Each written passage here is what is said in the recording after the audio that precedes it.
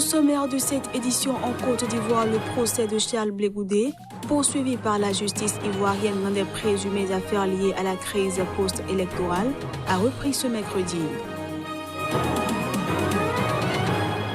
Après la rencontre entre le président turc et le dirigeant du gouvernement libyen d'Union nationale, le président égyptien a dénoncé ce mardi toute velléité de contrôler la Libye voisine. Enfin, après plusieurs mois d'intenses négociations, le président Salva Kiir et son rival Riek Machar ont finalement accepté de former un gouvernement d'union nationale fin février.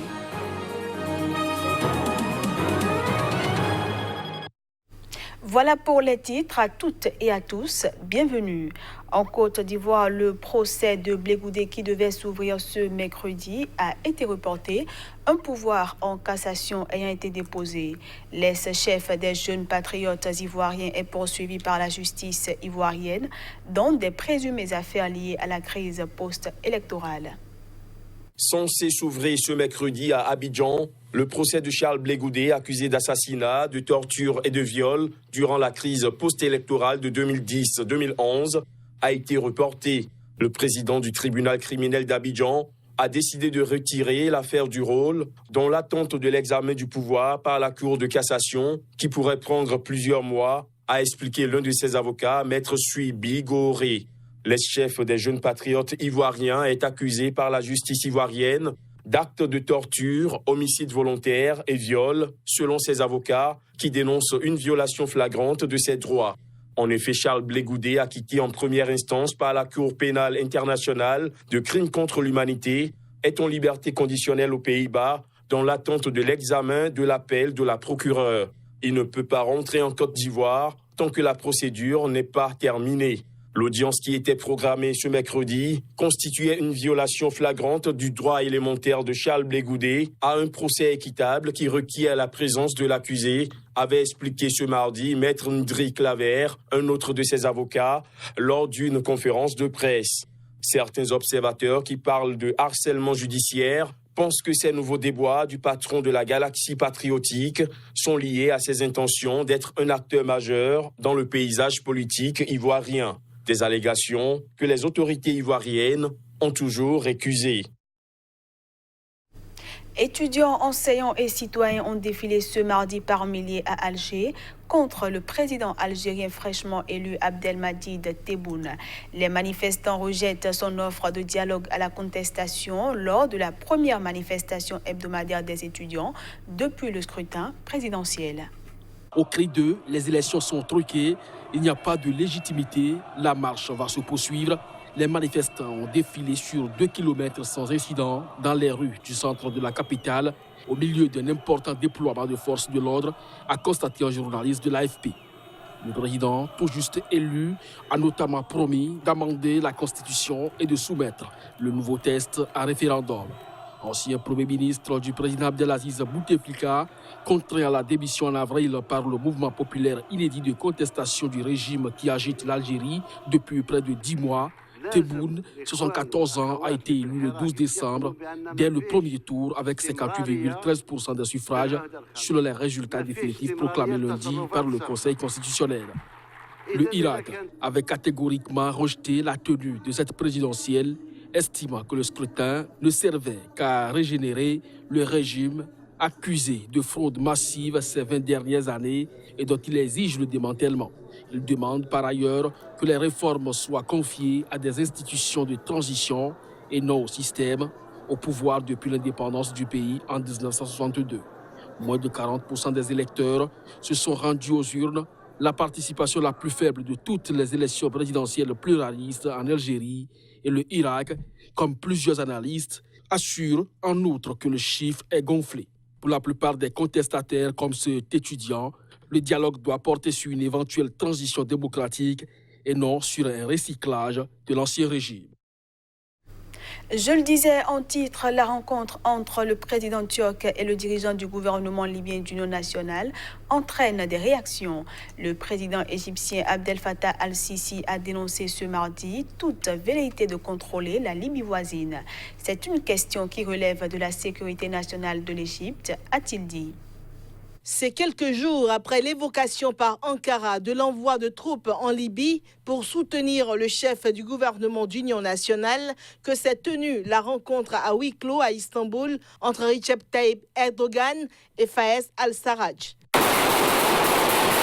La Libye est en proie à un conflit entre le gouvernement d'union nationale reconnu par les Nations Unies et appuyé par la Turquie et le Qatar, et le maréchal Khalifa Haftar, homme fort de l'Est libyen, soutenu par l'Égypte et les Émirats arabes unis, deux rivaux régionaux d'Ankara. On en déduit l'intérêt que porte le président égyptien Abdel Fattah al-Sisi à la Libye, surtout son intention d'en tenir éloigné ses rivaux. Un accord de délimitation maritime controversé et un accord de coopération sécuritaire autorisant l'envoi d'une éventuelle aide militaire turque ont été conclus entre le gouvernement d'union nationale et la Turquie. Ce dernier texte a été introduit samedi soir au Parlement turc pour être débattu et ratifié. Le 12 décembre, le maréchal Haftar, qui mène depuis avril une offensive, a annoncé le début d'une nouvelle bataille décisive pour s'emparer de Tripoli. Le gouvernement d'union nationale a de son côté assuré que la situation était sous contrôle et qu'il maintenait ses positions au sud de la capitale où se concentrent les combats depuis le début de l'offensive des forces pro-Haftar. Au Soudan du Sud, le président Salva Kiir et le chef rebelle Riek Machar se sont engagés ce mardi à former un gouvernement d'union nationale avant fin février 2020, à l'expiration d'un délai de 100 jours qui leur a été accordé par les dirigeants de la région. Ils ont pris cette résolution alors qu'ils sont confrontés à une pression internationale croissante. Depuis la signature d'un accord de paix en septembre 2018, les combats ont fortement baissé au Soudan du Sud, mais Salva Kiir et son ex-vice-président Riek Machar ne parviennent pas à concrétiser certaines dispositions cruciales de l'accord, dont la création d'une armée unifiée, mais aussi le tracé des frontières et le nombre des États régionaux au sein du pays. Dans ce contexte, la formation de gouvernement d'union nationale, initialement prévue en mai, a été reportée une première fois au 12 novembre. Puis un nouveau délai de 100 jours a été accordé aux deux rivaux lors d'une réunion en Ouganda rassemblant les partenaires régionaux, notamment le Kenya, l'Ouganda et le Soudan.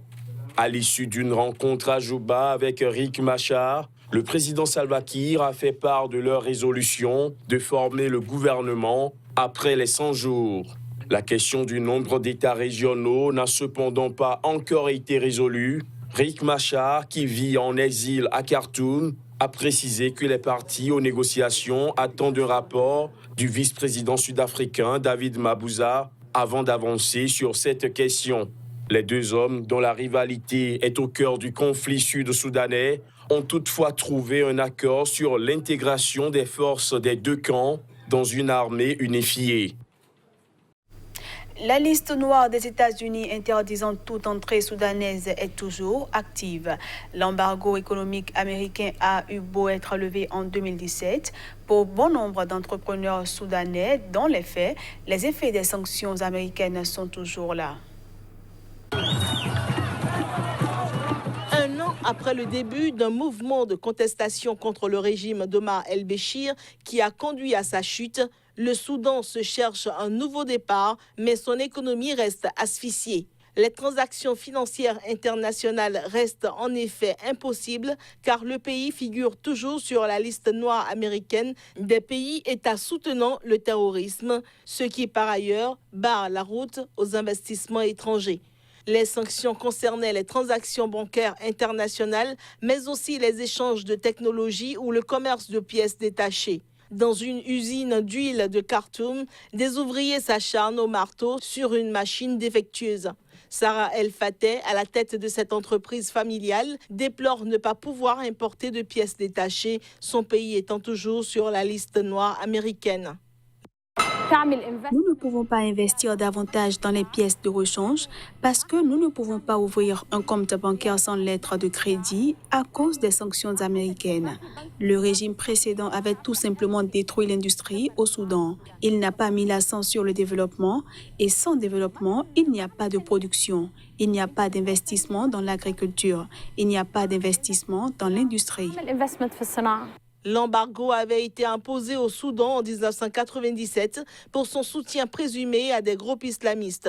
Le fondateur d'Al-Qaïda, Oussama Ben Laden, a vécu à Khartoum entre 1992 et 1996. La grave crise économique dont souffre le Soudan depuis des années est à l'origine de la contestation qui a mené en avril l'armée à destituer Omar el-Béchir après 30 ans de pouvoir. Lui a été condamné samedi à 2 ans de centre correctionnel pour corruption et il est mis en cause dans d'autres affaires. On passe cette fois-ci à la revue de presse Afrique.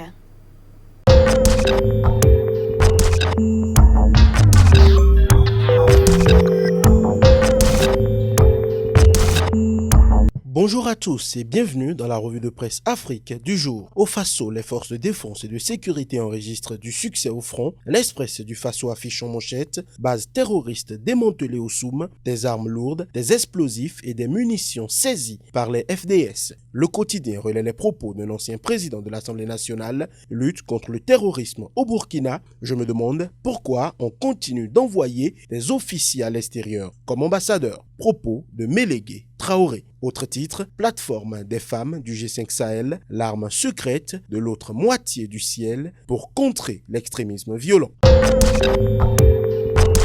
En Côte d'Ivoire, la prochaine visite du président français fait couler encore encre et salive. Aujourd'hui, titre, Macron en Côte d'Ivoire, pour la gloire et pour la honte. Le nouveau courrier exclusif des secrets dévoilés sur la visite de Macron. Autre information avec le patriote, Beke, Bonkani, Gontougo, Indénié, Grandpont, Tonkpi, Korogo, RHDP, seule force sur le terrain. Le nouveau réveil relaie une interview vérité de Kakabe, membre du bureau politique du PDCI. Quand il n'y a pas de coup d'État, on peut bâtir des ponts. Le quotidien d'Abidjan, interdiction du meeting de l'opposition, une provocation de trop. Au Togo, Liberté affiche en titre « Présidentielle de 2020, consolidation du fichier électoral et le cirque recommence avec la CEDEAO ». Le même journal Croit Savoir et renseigne « Des organisations internationales dénoncent un processus électoral non démocratique ». Togo Matin sur une autre actualité, tête à tête, Fort Yassingbe Louise Muchikiwabo, l'OIF reconnaît l'importance de ses relations avec le Togo. Et puis candidature unique de l'opposition, Madame Adjamagbo Johnson sans remords à Monseigneur Bodjo. Au Sénégal, Le Témoin pensait titre « Nouveau maître de la rue, ni au Lank, ni au bagne, éclipse les partis et les syndicats ». Sud Quotidien grogne des populations contre la hausse du prix de l'électricité. Les alliés confortent Macky Sall. L'As sur une autre note, manifestation devant les grilles du palais. Le 10 démarre les auditions. Enquête prévient en manchette, enlisement du dialogue politique, péril sur les locales. Le quotidien numérique d'Afrique à présent, Sénégal, Human Rights Watch s'indigne face à l'inaction du gouvernement sur le cas des enfants talibés. Au Cameroun, même les lieux de culte ne sont plus en sécurité. Mutation, cathédrale Notre-Dame des Victoires, nom d'odieux. Sur la même actualité, le jour, Notre-Dame des Victoires, le film du braquage à la cathédrale. L'action sur une autre actualité politique, décentralisation, le grand virage. Le Messager pour finir, municipal et législative, le Social Democratic Front, dans le viseur des séparatistes des domiciles de députés et maires incendiés.